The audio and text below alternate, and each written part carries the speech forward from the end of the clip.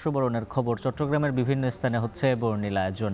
মানিকগঞ্জে আয়োজন করা হয়েছে ঐতিহ্যবাহী লাঠি খেলার। বিস্তারিত জানাতে চট্টগ্রামের ডিসি হিল থেকে যুক্ত আছেন সহকর্মী শোয়েব রহমান এবং মানিকগঞ্জ থেকে যুক্ত আছেন আসাদ জামান। শুরুতেই যাচ্ছি শোয়েবের কাছে। শোয়েব, জানাবেন ডিসি হিলে বর্ষবরণের কি আয়োজন রয়েছে? প্রথমে আপনাকে নতুন বছরের শুভেচ্ছা, শুভ নববর্ষ। আমরা দেখেছি যে চট্টগ্রামের যে ডিসি হিল রয়েছে, সিআরপি, চট্টগ্রাম বিশ্ববিদ্যালয় সহ উপজেলা পর্যায়েও কিন্তু বিভিন্নভাবে নতুন বছরকে স্বাগত জানানো হচ্ছে এবং তার দিনের শুরুতেই যেটি ছিল যে প্রতিটি জায়গাতেই কিন্তু আলাদা আলাদা করে বৈশাখী শোভাযাত্রার আয়োজন করা হয়েছে এবং বৈশাখী শোভাযাত্রার পরই বিভিন্ন স্থানে আলোচনা সভা, লোকজ মেলা, বিভিন্ন ধরনের গ্রামীণ ঐতিহ্যবাহী খেলা সহ বিভিন্ন ধরনের আয়োজনের মধ্য দিয়ে কিন্তু বাংলা নতুন বছরকে স্বাগত জানানো হচ্ছে। এবং সেই নতুন বছর স্বাগত জানানোর এই পর্যায়ে ডিসি হিলে যে আয়োজন হচ্ছে সেখানে দলীয় সঙ্গীত, দলীয় নৃত্য সহ নানান আয়োজন করা হচ্ছে এবং সন্ধ্যা 6টা পর্যন্ত এই আয়োজন চলবে। ডিসি হিলের পাশাপাশি সিআরবিতেও একই ধরনের আয়োজন চলছে এবং এই আয়োজনগুলোকে ঘিরে আমরা দেখেছি যে আশেপাশে গ্রামীণ যে লোকজ মেলা, সেই লোকজ মেলারও আয়োজন করা হয়েছে এবং সেখানে গ্রামীণ নানান পদের খাবারের পাশাপাশি গ্রামীণ ঐতিহ্যের বিভিন্ন জিনিসপত্র, আসবাবপত্র থেকে শুরু করে বিভিন্ন খেলনা সামগ্রীও কিন্তু পাওয়া যাচ্ছে এবং সেই সকল আকর্ষণে একেবারে ছোট শিশু কিশোর থেকে শুরু করে বয়োবৃদ্ধ যারা রয়েছেন তারাও কিন্তু নতুন বছরে নতুন করে শুরুর একটি উদ্দীপনা নিতে এই সকল আয়োজনে সামিল হয়েছেন। এবং সবচেয়ে আকর্ষণীয় যে আয়োজনটি সেটি চট্টগ্রাম বিশ্ববিদ্যালয়ে হচ্ছে। সেখানে আমরা দেখেছি যে সকালে বৈশাখী শোভাযাত্রার পাশাপাশি দিনের বিভিন্ন অংশে সেখানে লাঠি খেলা, বৌচি খেলা, বলি খেলা সহ কাবাডি, বায়োস্কোপ প্রদর্শনী সহ নানান আয়োজন করা হয়েছে এবং সেখানেও কিন্তু লোকজ মেলা অনুষ্ঠিত হচ্ছে এবং সন্ধ্যা 6টা পর্যন্ত সেই আয়োজন চলবে। এবং বিভিন্ন স্থানে যে ধরনের আয়োজনগুলো চলছে সমস্ত আয়োজনগুলোই কিন্তু সন্ধ্যা 6টা পর্যন্ত চলবে এবং আমরা দেখেছি যে পুরো চট্টগ্রাম নগরী একটি উৎসবের নগরীতে পরিণত হয়েছে। বিশেষ করে যেহেতু এটি বাঙালির প্রাণের একটি উৎসব, এখানে ধর্ম, বর্ণ, গোত্রের কোনো ভেদাভেদ থাকে না। সবাই একই সাজে সজ্জিত হয়ে এই নববর্ষকে স্বাগত জানান এবং এই নববর্ষকে ঘিরে যে সকল আয়োজন, সেই আয়োজনগুলোতে কিন্তু তারা সামিল হন।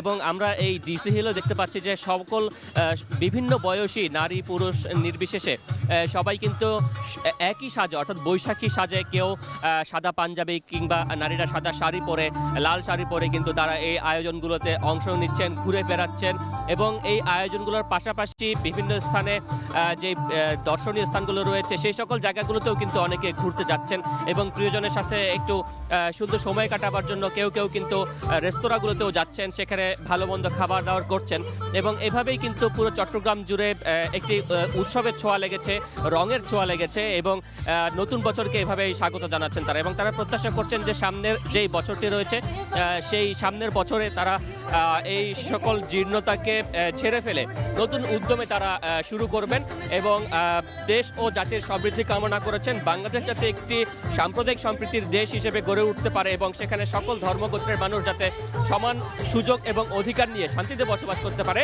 নতুন বছরে সেই প্রত্যাশাই কিন্তু চট্টগ্রামবাসী করছেন। তো চট্টগ্রাম থেকে এই ছিল আমার কাছে সবশেষ। উজ্জ্বল। বন্দরনগরীর বর্ষবরণের খবর জানাচ্ছিলেন সহকর্মী শোয়েব রহমান। এবারে জানাবো লাঠি খেলার খবর। আসাদ জামান যুক্ত রয়েছেন মানিকগঞ্জ থেকে। আসাদ, জানাবেন খেলার আয়োজন দর্শনার্থীরা কেমন উপভোগ করছেন?